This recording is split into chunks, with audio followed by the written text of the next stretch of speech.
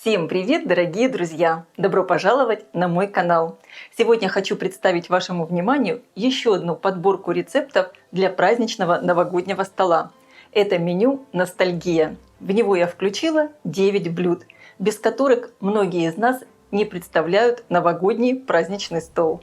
Здесь есть и фаршированные яйца, и салат шуба, рыба под маринадом, ветчина из рульки и, конечно, холодец.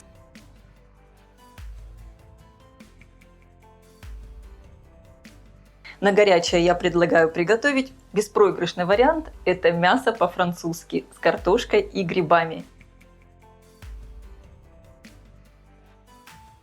И на десерт просто великолепный медовик. Только готовить я его буду в виде рулета. Все очень быстро и просто. Этот медовик-рулет готовится буквально за 30 минут, что, конечно, сэкономит нам много времени. Блюда простые и очень вкусные, но, безусловно, вы можете дополнить их и другими рецептами. Обязательно пишите в комментариях, без каких блюд вы не представляете свой новогодний стол. Будет интересно почитать. Наверняка многие напишут про оливье. И в одном из моих следующих видео я представлю вам оливье, которое можно будет подать совершенно по-новому. Так что обязательно не забудьте, кто еще не подписан, подписаться на мой канал и включить колокольчик, чтобы получать уведомления о выходе новых видео. И начну мою подборку рецептов с закусок и салатов. Вместо бутербродов со шпротами предлагаю приготовить очень вкусные фаршированные яйца со шпротами. Это и вкусно, и просто, и очень красиво. Предварительно отваренные вкрутую яйца разрезаю пополам. Желтки перекладываю в миску. Открываю банку со шпротами. Если рыбка довольно крупная, вот как у меня, я обрезаю кусочек и оставляю вот такую рыбку с хвостиком, которую буду использовать для украшения каждого яйца. Вот эти обрезочки я буду добавлять в начинку. Для рецепта я буду использовать примерно чуть больше полбанки шпрот. Вот эту рыбку, которую я буду добавлять к желткам, я обрезаю хвостики и перекладываю к желткам. Хорошо разминаю желтки со шпротами, чтобы получилась однородная масса. Добавляю примерно столовую ложку майонеза, перемешиваю. Теперь добавляю специи. Немного черного перца, четверть чайной ложки сушеного чеснока, немного соли по вкусу. И также я добавлю немного дижонской горчицы в зернах, примерно 1 чайную ложку. Можно добавить просто не острую европейскую горчицу. Хорошо перемешиваю. И теперь по желанию можно добавить любую зелень. Сюда прекрасно подойдет укроп. Я добавлю зеленый лук. Мелко его режу. Перемешиваю, и можно сказать, закуска готова. Осталось ее красиво оформить. Белки наполняю начинкой. Причем начинкой я наполняю сейчас вот так вот ровно. Не делаю шапочку, так как начинку потом я еще буду красиво выдавливать из кондитерского мешка. Теперь в кондитерский мешок с вот такой насадкой звездочка перекладываю оставшуюся начинку. И на каждое яйцо выдавливаю начинку. Получается сверху как будто такая волна. И теперь я на каждое яйцо выкладываю рыбку. Немного ее вдавливаю. Также я еще украшу небольшой веточкой укропа. Конечно, вы можете закуску украшать по своему вкусу, как вам больше нравится. Эти фаршированные яйца настолько простые и очень вкусные. Они разлетаются со стола самыми первыми. Также предлагаю приготовить еще один интересный салат с курицей и грибами. Готовится он просто и получается необычайно вкусным. Я включила разогреваться сковородку. Наливаю немного растительного масла. Лук режу четверть кольцами. Отправляю его обжариваться до легкого золотистого цвета. Разрезаю грибы пополам и режу пластинками. Добавляю в сковородку грибы и обжариваю до золотистого цвета, и чтобы из грибов выпарилась лишняя влага. Обжаренные лук и грибы перекладываю в миску и оставляю остывать. Теперь жарю яичные блины. Разогреваю сковородку, разбиваю в миску яйцо, Добавляю соль, перец, разбалтываю. Сковородку слегка смазываю растительным маслом и выливаю разболтанное яйцо на сковородку. Обжариваю с двух сторон, как обычный блинчик. Снимаю на тарелку и точно так же готовлю еще один яичный блин. Отварное куриное филе разрываю на волокна. Я его отвариваю примерно 20 минут в чуть подсоленной кипящей воде. Кусочки курицы перекладываю в миску. Яичные блины сворачиваю в рулет и режу тонкой соломкой. Перекладываю в миску. Тонкой соломкой режу огурцы. Точно так же режу и соленые огурцы и немного их отожму, чтобы не было лишней влаги. Слегка порублю предварительно обжаренные грецкие орехи и добавлю в миску. Мелко режу укроп, добавляю его в салат. Готовлю заправку. Соединяю майонез и йогурт. Можно использовать вместо йогурта сметану.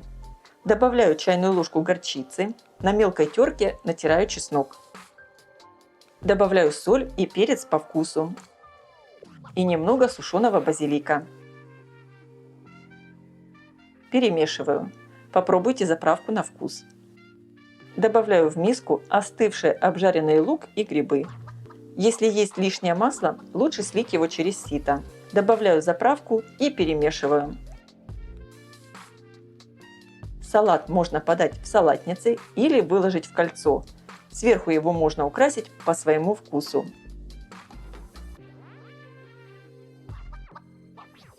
Я украшаю полосками огурца.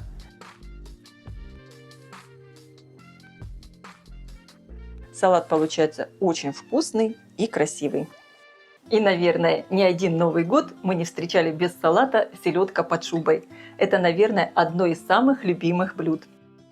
Я предлагаю сделать красивую подачу этого салата, уложить все слоями в разъемном кольце. И шуба получится такая многослойная, как тортик. Замариную лук. У меня вот такая красная луковица. Конечно, можно использовать и обычный белый салатный лук. Порежу лук небольшими кусочками. Перекладываю лук в миску. Добавляю сахар и лимонный сок. Хорошо перемешиваю и оставляю лук постоять. Сейчас я порежу селедку. Предварительно я ее уже почистила, удалила все косточки. Рекомендую использовать именно вот такую целую селедку. Режу вот такими небольшими кусочками. Перекладываю на тарелку. Добавляю маринованный лук. Без вот этого сока, который здесь образовался. Перемешиваю. И разделю примерно на 2 равные части. На крупной терке натираю отварной картофель. Я все ингредиенты сейчас сразу подготовлю. Натру их на терке. Картофель также делю примерно на 2 части.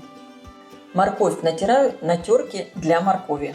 Когда отвариваете морковь и картофель, не забудьте посолить воду. А когда я отвариваю свеклу, я еще добавляю не только соль, но и ложечку сахара и немного уксуса. Морковь разделила также примерно на 2 части. И теперь осталось натереть свеклу. Я это делаю также на мелкой терке. Свеклу я делю не пополам, а одну часть оставляю чуть больше для самого верхнего слоя. Салат я буду собирать при помощи разъемного кольца. Я установила диаметр 22 см. Кольцо сразу выкладываю на тарелку. И первым слоем я выкладываю картофель. Отправляю половину картофеля в форму. Разравниваю и промазываю майонезом. Я его переложила в обычный пакет. Разравниваю майонез ложкой. И немного сам картофель прижимаю, но не слишком сильно. На слой картофеля выкладываю половину сельди с луком. И также распределяю ровным слоем. Также слегка промазываю майонезом. Выкладываю морковь. Снова промазываю майонезом. Теперь свекла. Я выкладываю тот слой, который у меня меньше. И видите, здесь вот сейчас образовалось уже так довольно много сока. Стараемся этот сок не добавлять. Снова слой майонеза. И теперь все слои я повторяю.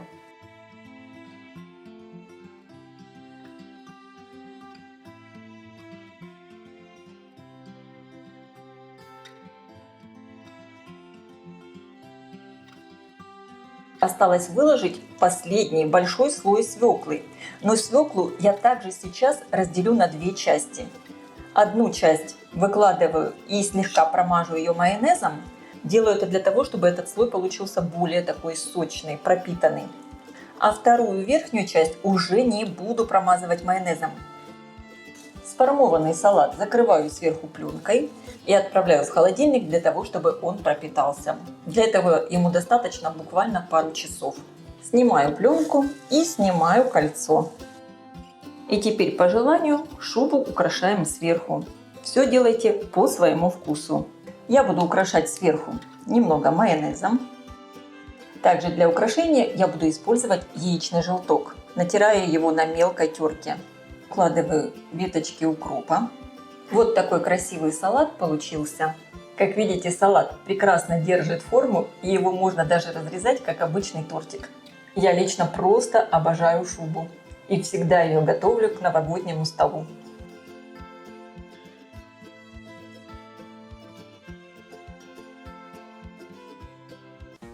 Также предлагаю приготовить очень простой и вкусный салат с крабовыми палочками. Готовится он буквально за 5 минут. Надо только отварить яйца. Порежу крабовые палочки. Конечно, нарезка может быть любая, какая вам больше нравится. Я буду делать очень простую подачу салата. Тарелку промазываю сверху майонезом, делаю такую сеточку. Сверху на майонез выкладываю крабовые палочки. Я лично обожаю самые разные салаты с крабовыми палочками. И у меня на канале их уже довольно много. Сверху крабовые палочки я также промазываю майонезом. Сверху на мелкой терке натираю яйца. Я все выкладываю такой воздушной шапочкой, ничего прижимать не буду. И второе яйцо. Распределяю таким образом, чтобы были видны крабовые палочки. Не засыпаю их полностью яйцом. Снова сеточка из майонеза. Сверху натертый на мелкой терке сыр. Майонез. И верхний слой консервированная кукуруза. Буду использовать примерно полбанки. Но, конечно, количество ингредиентов добавляйте по своему вкусу. Салат очень простой, как видите, в нем всего лишь 4 основных ингредиента, но он получается невероятно вкусный. Сверху салат можно украсить любой зеленью. Я украшаю зеленым луком. И, конечно, никакой праздничный новогодний стол нельзя было раньше представить без холодца. Его можно готовить как порционно, так и подать в одной большой тарелке. Красиво все украсить. Конечно, эта мясная закуска нравится всем. И ее лучше готовить тоже заранее, чтобы все успело хорошо застыть. Я готовлю холодец из петуха и также добавляю куриные лапы. Чтобы холодец хорошо застыл, подготавливаю мясо. У петуха отрезаю голову и сальные железы. Тушку разрезаю на 4 части.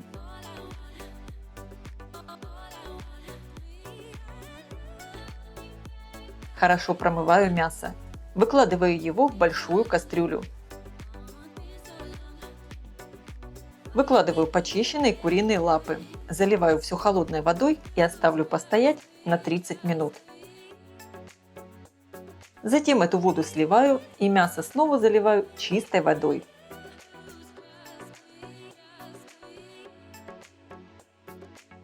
На 1 килограмм мяса идет примерно 1,5 литра воды. Закрываю кастрюлю крышкой и доведу все до кипения. Когда появилась пена, ее надо снять и также убираю жир. Добавляю немного соли. Чтобы холодец был прозрачным и красивым, готовить его надо на маленьком огне при небольшом кипении. Прикрываю кастрюлю крышкой и готовлю примерно 3 часа. Теперь в бульон я добавляю морковь и лук в шелухе. Обязательно лук хорошо помойте. Добавляю лавровый лист, душистый перец и черный. И также по вкусу добавляю соль. Бульон должен быть как будто слегка пересоленный. Накрываю кастрюлю крышкой и варю еще примерно 1 час.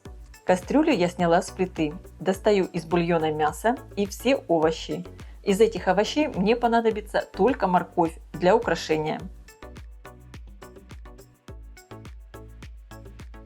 Жир с бульона аккуратно снимаю. Добавляю в бульон 2 зубчика чеснока, натираю их на мелкой терке. Оставляю бульон постоять на 15-20 минут, чтобы он хорошо пропитался. Готовлю украшения из моркови. Вырежу выемками цветочки. Все мясо отделяю от косточек и удаляю кожу и хрящики. Подавать холодец можно порционно или в большой тарелке. Конечно, вы можете украсить его по своему вкусу. На дно пиалок выкладываю цветки из моркови.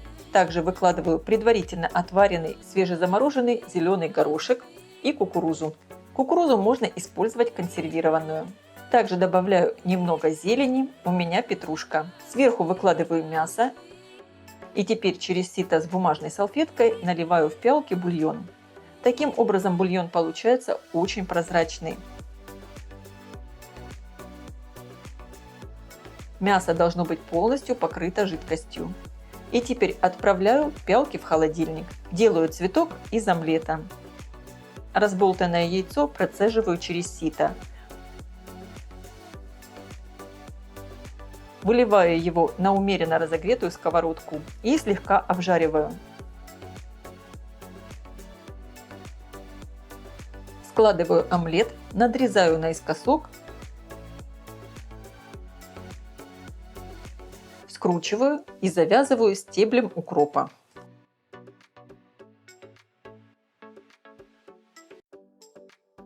Получается вот такой красивый цветок. В большую тарелку выкладываю на дно мясо, в центр цветок из омлета и выкладываю овощи и зелень. Заливаю бульоном и отправляю в холодильник примерно на 5-6 часов до полного застывания. А лучше оставить холодец на ночь. Все готово.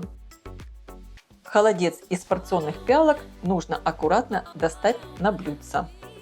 Такой холодец очень украсит праздничный стол. И, конечно, он получается очень вкусный. Также рекомендую приготовить рыбу под маринадом. Это блюдо можно подавать как горячим, так и холодным. Я, например, очень люблю эту рыбу именно холодной. И, кстати, рекомендую ее приготовить накануне вечером. Это очень удобно.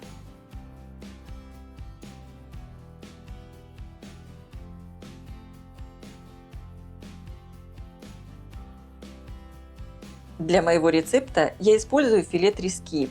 Можно брать минтай, хек и другую белую рыбу. Рыбу я обсушила бумажными полотенцами. Режу ее на кусочки. Солю. Перчу. Разогреваю сковородку, наливаю растительное масло. Рыбу панирую в смеси муки и крахмала. Я использую рисовую муку. Конечно же, можно использовать и обычную пшеничную. Обжариваю кусочки рыбы на большом огне до появления корочки с 2 сторон. Обжаренные кусочки снимаю на тарелку.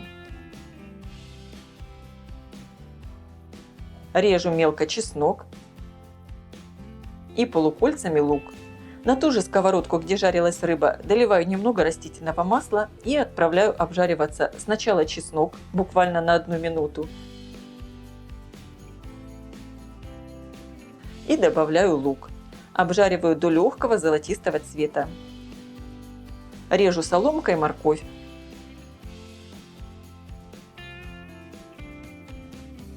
Добавляю в сковородку сливочное масло и морковь. Обжариваю до мягкости моркови. Когда все обжарилось, на центр сковородки выкладываю томатную пасту и обжариваю в течение пары минут. Если предварительно обжарить томатную пасту, маринад получается намного вкуснее.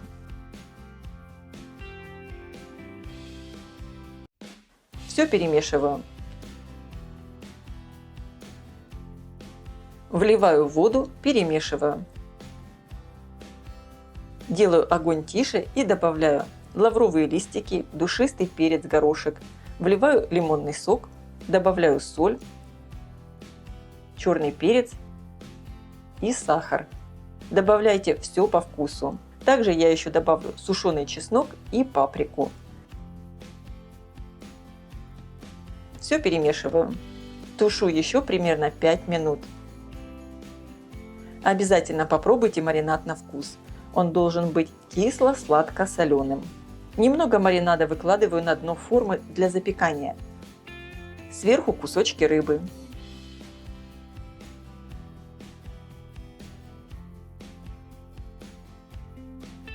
Заливаю оставшимся маринадом. Если вы не хотите запекать рыбу в духовке, можно всю рыбу выложить в маринад на сковородку и уже протушить в этом маринаде на сковороде.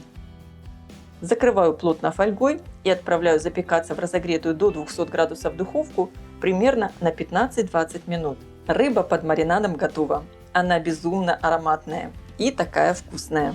Ее можно как горячей, так и холодной подавать к столу. Но, кстати, холодной она мне нравится даже больше. Мясную нарезку предлагаю дополнить очень вкусной домашней ветчиной из рульки. Готовится она очень быстро и просто, без духовки. Получается невероятно вкусная и ароматная.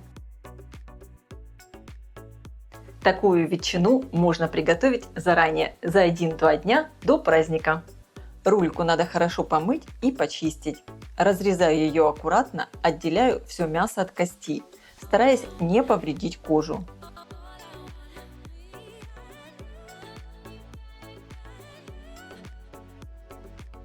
Из кости потом можно сварить бульон.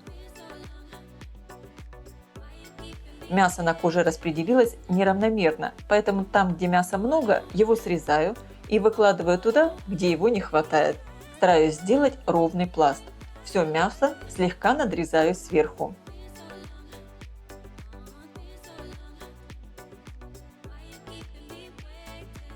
Теперь рульку замариную. Солю ее. Добавляю черный перец, сушеный чеснок, паприку, кориандр, мускатный орех, хлопья болгарского перца. Используйте те специи, которые вам нравятся. Хорошо все втираю в мясо.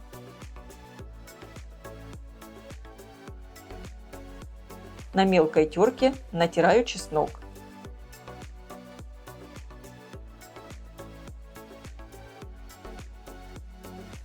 Фарш у меня куриный, можно использовать любой. Добавляю соль и перец. Также добавляю смесь итальянских трав. Перемешиваю. Куриный фарш выкладываю сверху на рульку. Стараюсь заполнить пустоты и выровнять поверхность.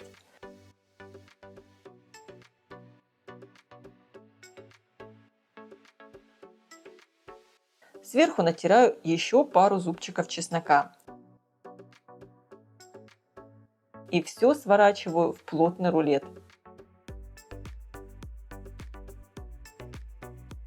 Заворачиваю в пленку, у меня это рукав для запекания. Хорошо плотно поджимаю, завязываю концы с двух сторон.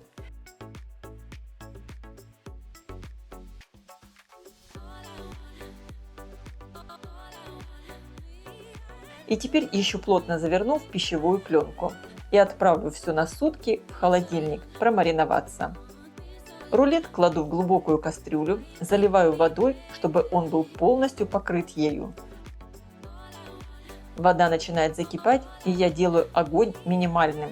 Варю рульку при едва заметном кипении примерно 3,5-4 часа. Рулет сварился и оставляю остывать прямо на столе до комнатной температуры. а затем отправлю его в холодильник на 8-10 часов. Открываю мясо.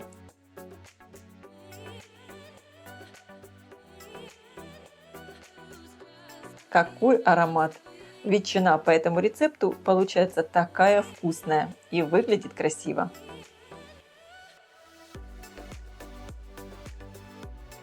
На горячее я предлагаю приготовить всеми любимое мясо по-французски. Мне кажется, это просто беспроигрышный вариант для праздничного стола. Готовится быстро, просто и получается очень вкусно.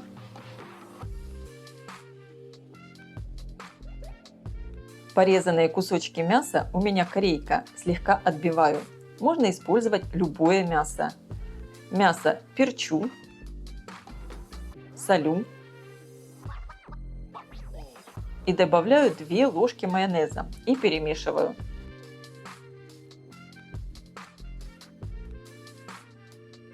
Оставляю постоять. На терке натираю картофель дольками. Можно тонко порезать ножом. Думаю, у каждой семьи есть свой рецепт приготовления такого мяса. Пишите об этом в комментариях. В картофель добавляю специи, соль и перец. Берите все по своему вкусу. Также добавляю 2 ложки майонеза и перемешиваю. Режу грибы пластинками. Для моего праздничного рецепта я буду использовать смесь сыров. У меня моцарелла, чеддер и пармезан. Можно использовать какой-либо один твердый сыр, но так вкус получается более интересный. В большую форму можно использовать обычный противень. Натираю кольцами лук. Он у меня идет первым слоем. На лук выкладываю мясо.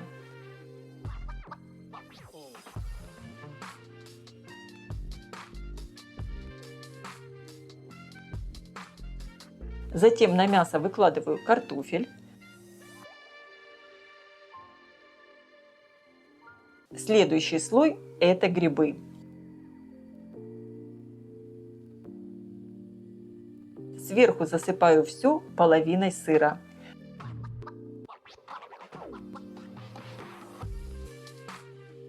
Делаю сеточку из майонеза.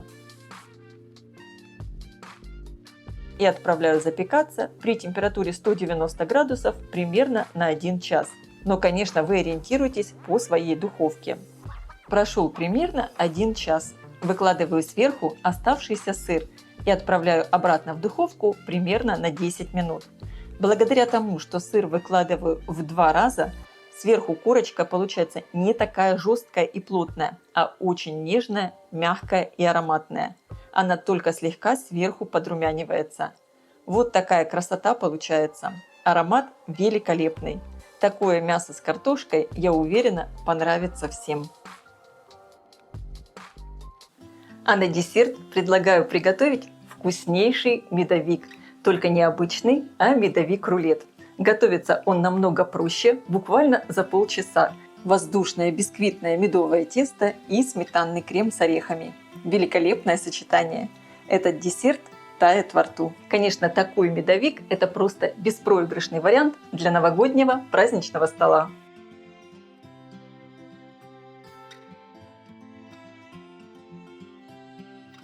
Противень размер 32 на 42 см выстелила пергаментной бумагой и смажу растительным маслом без запаха.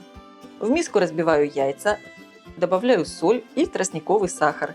Можно использовать и белый. Хорошо взбиваю примерно в течение 4-5 минут в пышную светлую массу.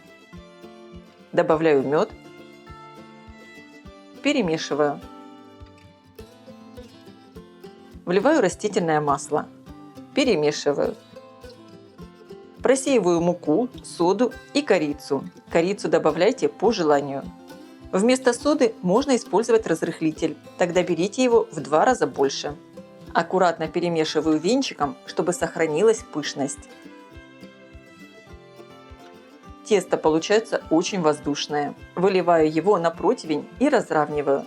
Отправляю выпекаться в разогретую до 180 градусов духовку примерно на 15 минут. Корж нельзя пересушивать, он должен только слегка подрумяниться, иначе он будет ломаться при сворачивании. Проверяю готовность бисквита. Снимаю корж с противня, накрываю пергаментной бумагой и переворачиваю. И снова переворачиваю. Обрежу края у бисквита, из них сделаю крошку для украшения.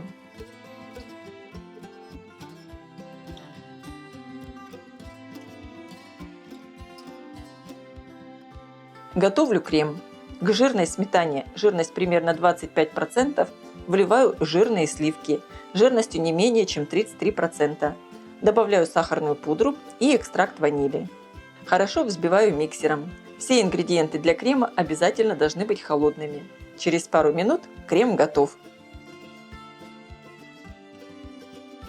На остывший бисквит выкладываю 2/3 крема. Разравниваю лопаткой. Рулет оставляю постоять с кремом примерно на 10 минут. По желанию можно также добавить орехи. Предварительно их надо обжарить и немного измельчить. Распределяю орехи сверху на крем. Теперь сворачиваю рулет. Тесто очень нежное и мягкое, не ломается.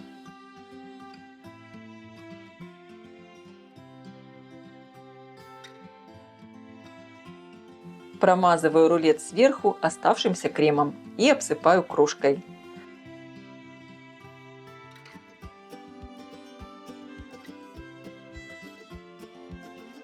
Дайте рулету немного времени пропитаться, и можно подавать его к столу. Но, конечно, этот десерт лучше всего готовить накануне вечером. Этот медовый рулет получается такой нежный, ароматный, очень вкусный. Каждый его кусочек буквально тает во рту.